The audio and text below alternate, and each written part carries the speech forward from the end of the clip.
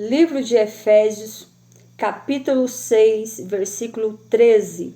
Efésios, capítulo 6, versículo 13, que diz assim a palavra do Senhor. Portanto, tomai toda a armadura de Deus, para que possais resistir no dia mau e, havendo feito tudo, ficar firmes. Amém, meus amados? Aqui o texto nos fala a respeito das armaduras de Deus.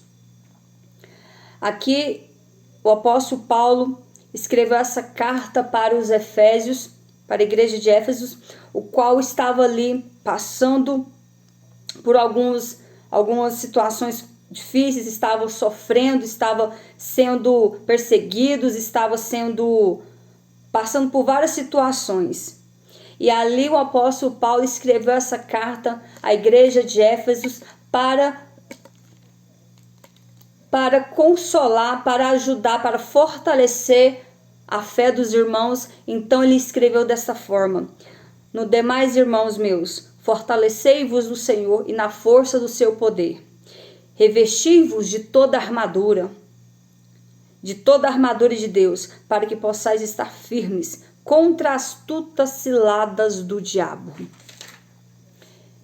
Então aqui o apóstolo Paulo orientando, alertando, exortando a igreja de Éfeso, o qual eles estavam passando por muitas guerras espirituais. Então Paulo, entendendo a situação, então ele começou ali a escrever essa carta dizendo: estejais preparados para o dia mau, se revestir de toda a armadura de Deus, para que possa resistir no dia mau e ficar firmes. Resistir a quê? Resistir ao diabo. A palavra do Senhor diz que sujeitai-vos a Deus e resistir ao diabo, que ele fugirá de vós. Então a palavra do Senhor aqui é bem clara, nos orientando como que nós temos que proceder espiritualmente. É preciso que nós venhamos ter uma vida contínua de oração, fidelidade, uma vida reta diante de Deus, uma vida de vigilância diante do Senhor. Então a palavra do Senhor diz: portanto, tomai toda a armadura de Deus para que possa resistir no dia mau, havendo feito tudo, ficar firmes. Porque o apóstolo Paulo deixou esse versículo para nós e para a igreja de Éfeso naquele tempo? E ele foi falando mais: porque não temos que lutar contra a carne ou sangue, mas sim contra os principados, contra as potestades, contra os príncipes das trevas deste século, contra as hostes espirituais da maldade nos lugares celestiais. Então o apóstolo Paulo nos orientou o seguinte: que a nossa luta não é contra a carne, nem contra o sangue, e sim contra os principados, e sim contra as potestades da maldade, contra as potestades do inferno, ou seja, os príncipes das trevas. A nossa luta não é contra a carne. O que é isso? A nossa luta não é contra o nosso próximo, a nossa luta não é contra o nosso pai, a nossa luta não é contra o nosso irmão, não é contra o nosso marido, nem contra os nossos filhos, não. A nossa luta é contra os principados e potestades, contra os príncipes das trevas, ou seja, a nossa luta é contra Satanás. A nossa luta ela é espiritual, e para que nós venhamos resistir, vencer essa batalha espiritual, nós temos que estar andando com Deus, nós temos que estar com a vida reta diante de Deus, para que nós possamos resistir no dia mau. E eu quero te dizer que este dia mau, meu querido, ele vem para todos.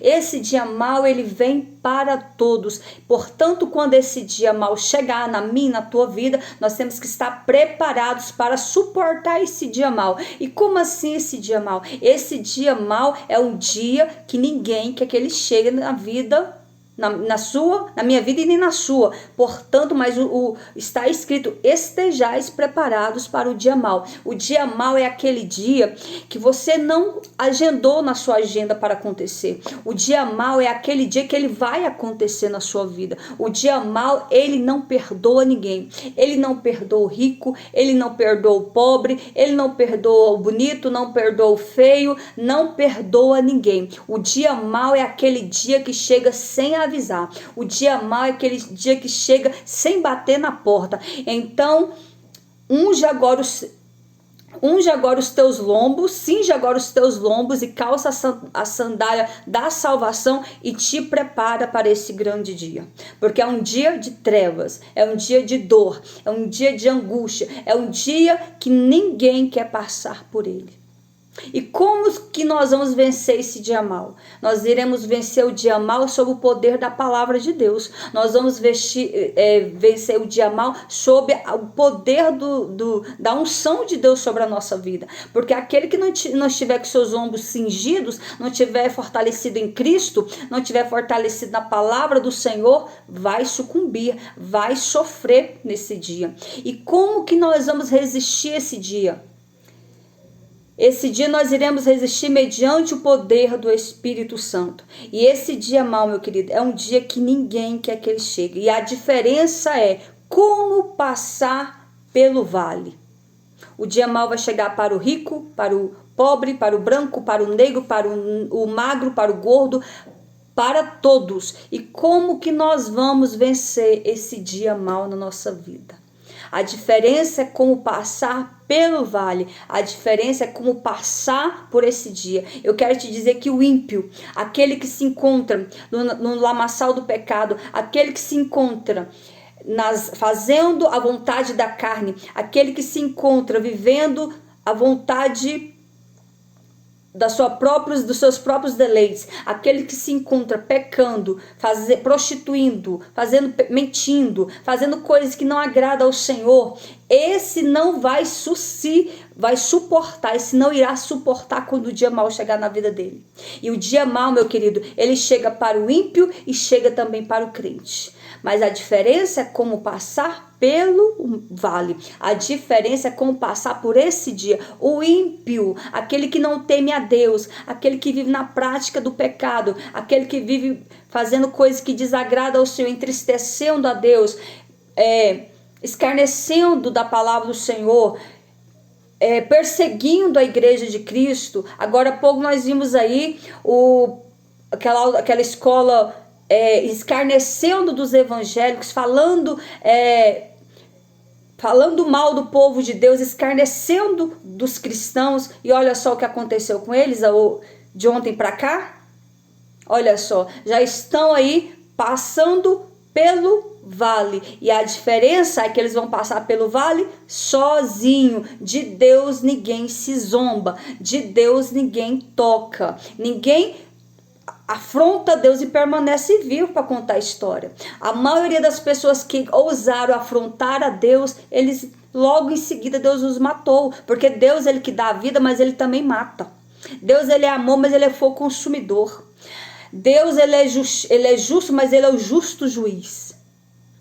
Eu quero te dizer que a diferença entre o ímpio e aquele que serve a Deus, aquele que teme a Deus, a diferença é que o ímpio passa as suas lutas, as suas provas sozinho, sem a proteção divina, sem o amor de Deus, sem a presença de Deus, sem o consolo e a graça do Espírito Santo.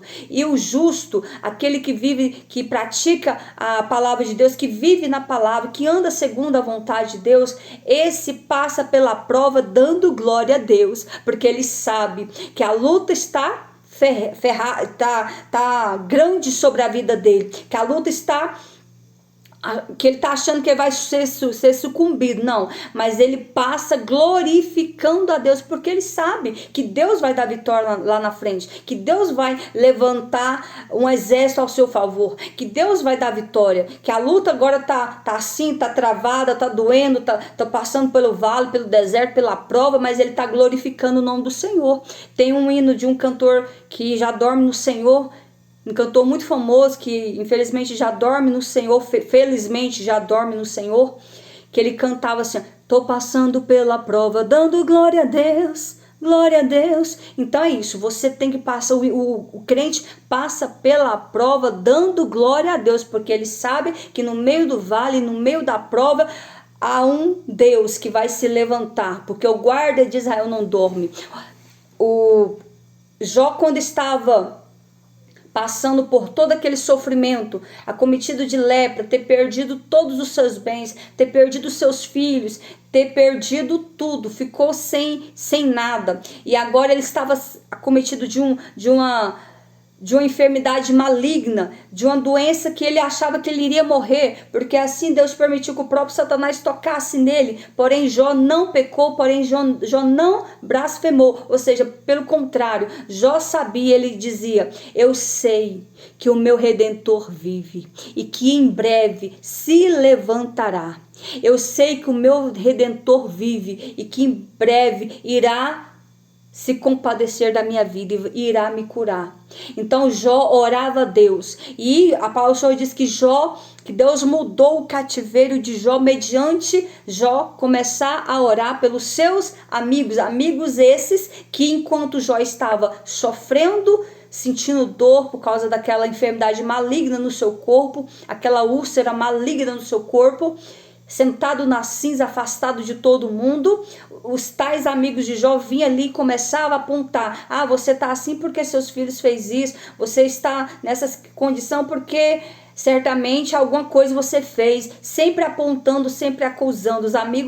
Os tais amigos de Jó, em momento algum eles se condoeram com Jó, em momento algum eles se colocaram no lugar de Jó. Não, eles ficaram apontando Jó: ah, você perdeu todos os seus bens, seus 10 filhos foram mortos, você perdeu tudo, e agora você está nessa situação porque você pecou. Então ficou apontando. Não, o próprio Jó, após ele começar a interceder pelos seus amigos, Deus mudou o cativeiro de Jó, e a palavra do Senhor diz que Deus restituiu tudo que Jó havia perdido a partir do momento que ele intercedeu pelos seus amigos. E diz a palavra do Senhor que tudo foi restituído em dobro. Então o Senhor multiplicou os bens de Jó, os seus camelos, suas fazendas, suas ovelhas, e os 10 filhos que foram mortos, porque todos os 10 filhos de Jó morreu, o Senhor restituiu os 10 filhos de Jó novamente. Diz a palavra do Senhor que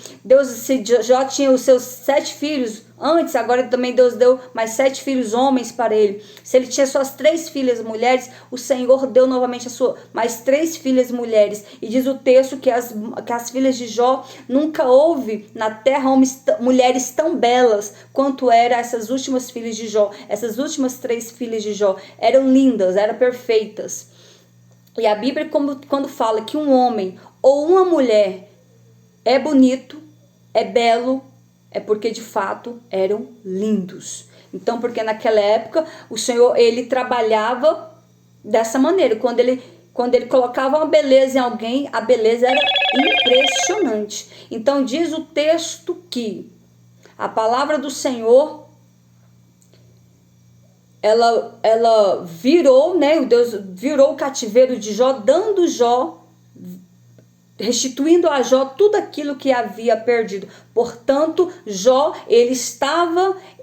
no momento em que as lutas veio, ele estava preparado para algo ruim acontecer, porque Jó sempre estava orando. Jó era aquele homem que, quando seus filhos pecavam, Jó descia na oração e pedia a Deus perdão pelos pecados dos seus filhos. Então Jó sempre estava buscando a presença do Senhor. Então, quando toda essa luta veio, diz o texto lá em Jó, que quando os seus servos veio trazer a notícia que todas as suas fazendas, os seus gados haviam morrido, todos os seus servos haviam morrido, todos os seus filhos haviam morrido, e que Jó tinha perdido tudo. E sabe o que Jó fez? Jó lançou sobre o chão, pôs a boca no pó e adorou a Deus. Portanto, Jó estava preparado para o dia mau. Tanto é que ele venceu todo esse sofrimento, essa dor, e fora a enfermidade no seu corpo, que foi tamanha, ele venceu todos esses momentos difíceis, porque ele tinha reserva em oração. Ele estava orando a Deus. E quando o dia mau veio sobre a vida de Jó, ele conseguiu resistir. Ele conseguiu suportar. A sua esposa, vendo ali tudo desmoronar, os bens acabar, os seus 10 filhos serem mortos, Jó e sua esposa teve que pegar na orla, na aba de 10 caixão, porque os seus filhos haviam morrido. A sua esposa não soube lidar com isso, tanto é que ela falou para o seu marido: amaldiçoe o seu Deus e morra. Ou seja, ela não soube lidar com a situação. E o próprio Jó respondeu para ela: o bem você quis receber e o mal você não quer receber? Ou seja, nós temos que agradecer a Deus pelas bênçãos recebidas, mas também temos que agradecer a Deus também pelas lutas, pelas provas, pelos vales, porque é na luta, é na prova que Deus mostra o seu amor. É na prova, é lá no deserto que Deus mostra o quanto Ele é tremendo na nossa vida. É na luta, é na prova que Deus mostra o quanto Ele se compadece de nós. Porque, meus queridos, nós temos que ser gratos a Deus em todo o tempo. Nós temos que agradecer a Deus pelo ar que nós respiramos, pelo dia que amanhece, pelas vestes, as roupas que nós vestimos, pelo nosso trabalho, pela nossa saúde, pelos nossos filhos, pelos nossos pais, pelo o nosso marido, pela esposa, por tudo. Em tudo nós temos que ser gratos. Porque nós sendo grato no pouco, no muito, o Senhor vai nos colocar. Nós temos que ser gratos em todo o tempo.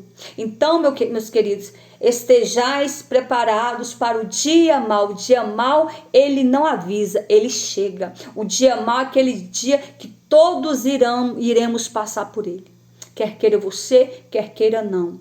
A diferença é em como passar pelo vale. A diferença é em como passar pelo deserto. Jó soube passar pelo dia mau, orando, colocando a sua vida, buscando a presença do Senhor, agradecendo a Deus, se prostrando diante do Senhor. Jó orou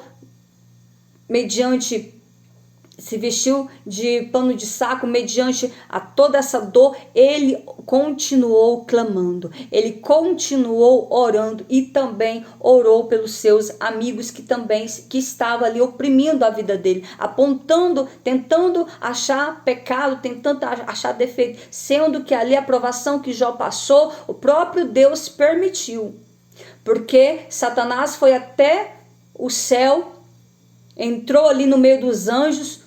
Num dia de reunião ali no céu, Satanás entrou e ele pediu para tocar na vida de Jó. Por que ele pediu para tocar na vida de Jó? Porque ele viu que Jó não pecava. Jó não pecava. Jó, antes ele estava com a vida toda próxima, porém ele não pecou. Ele sempre permaneceu fiel. E o próprio diabo começou a afrontar.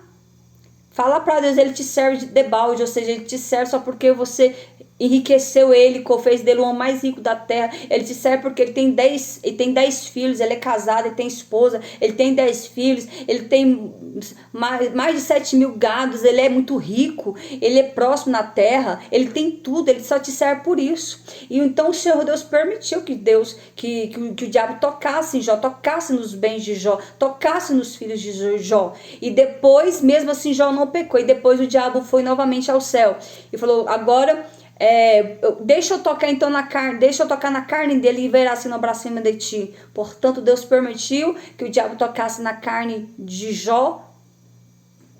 E Deus falou para o diabo: pode tocar na carne dele, porém não toque na alma dele, na vida dele, não mate ele. E assim, mesmo Jó sofrendo, a Bíblia diz que Jó sofreu tanto que devido às suas feridas, ele coçava. A única coisa que lhe sobrou foi um caco de telha, o qual ele coçava toda aquela ferida, porque coçava aquilo ali, doía e coçava.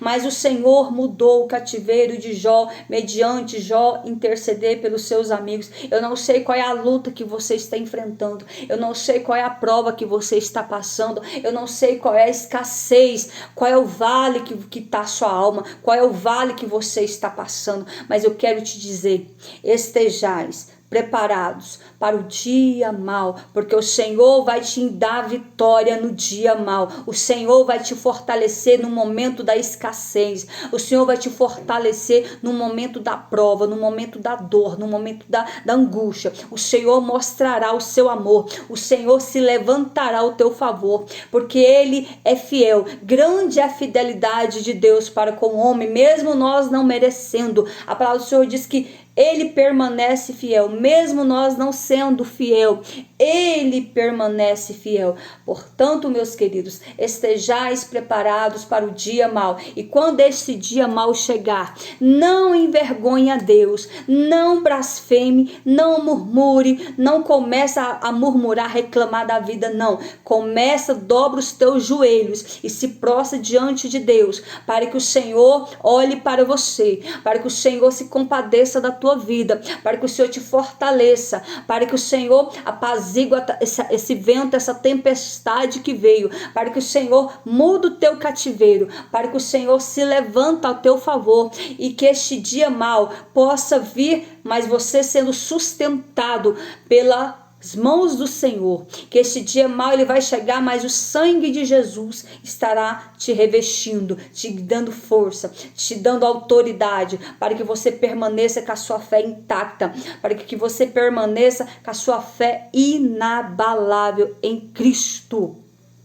Porque a nossa luta não é contra a carne, nem contra o sangue. A nossa luta é contra os principados e potestades do inferno. Ou seja, quando todo esse dia chegar, cinge os teus lombos, desça na olaria do Senhor, se prostra de joelhos diante do Pai, peça perdão por todos os seus pecados e peça força para que Ele venha te fortalecer, para que Ele venha te sustentar, para que você possa passar pela prova, glorificando o nome do Senhor e permanecendo na posição de um servo de Deus, de uma serva de Deus.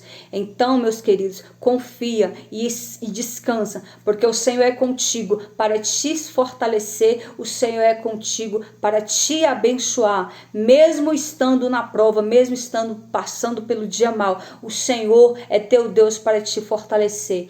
O Senhor é o teu Deus para te dar vitória. Lá em Salmo 121 diz que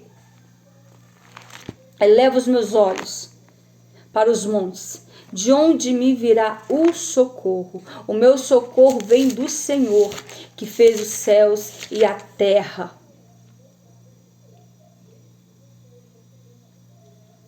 Que fez os céus e a terra. Aleluias. Não deixará vacilar o teu pé, aquele que te guarda, não tosquenejará.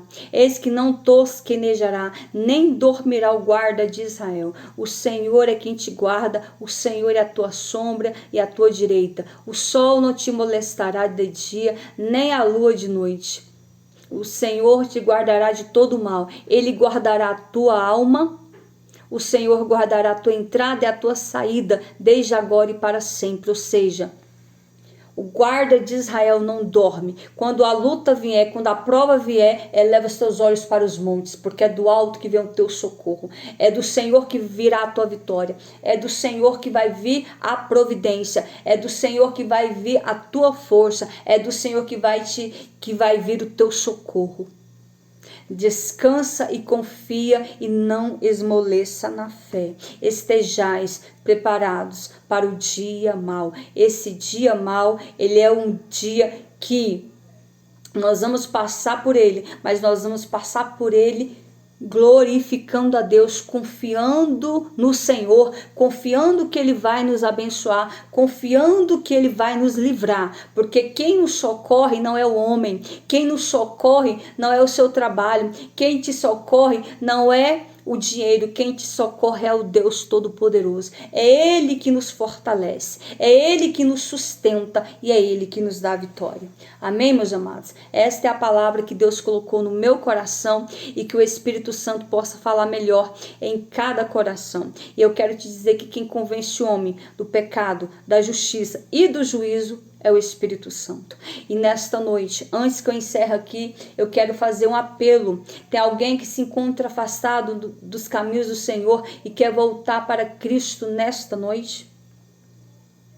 Tem alguém que ao ouvir essa palavra sentiu tocado pelo Espírito Santo no teu coração e quer entregar a sua vida a Cristo nessa noite? Tem alguém que quer se derramar nas presenças do Senhor, porque aquele que confessa Cristo como seu único e suficiente Salvador alcançará a misericórdia do Senhor. Aquele que confessará a sua vida diante de Deus, o Senhor